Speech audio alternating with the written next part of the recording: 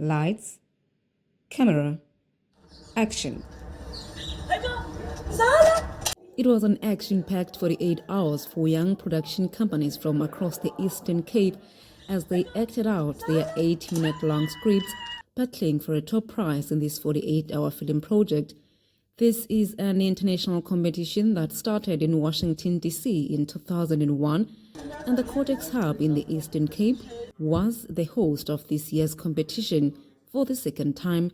This competition gives young creatives an opportunity to write, shoot, and edit a short film in just 8 minutes.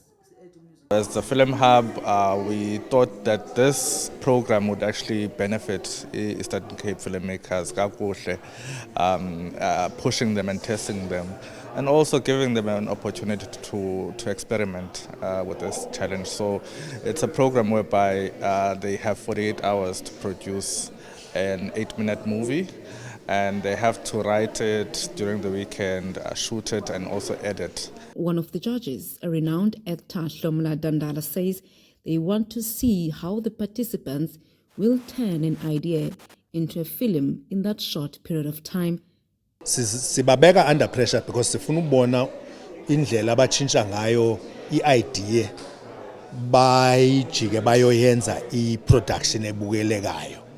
Eba ne-story esihle, we want abantu who can think outside the box. So it's that whole process, and because iphakula 48 hours, it means umuntu kufuneka aginye ego, umuntu kufuneka akhawulezise ukwenza isigqibo njalo njalo, and those are the processes production anyway.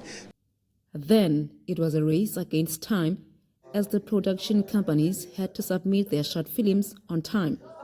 This was the second bite at the cherry for the Star Sign Studios.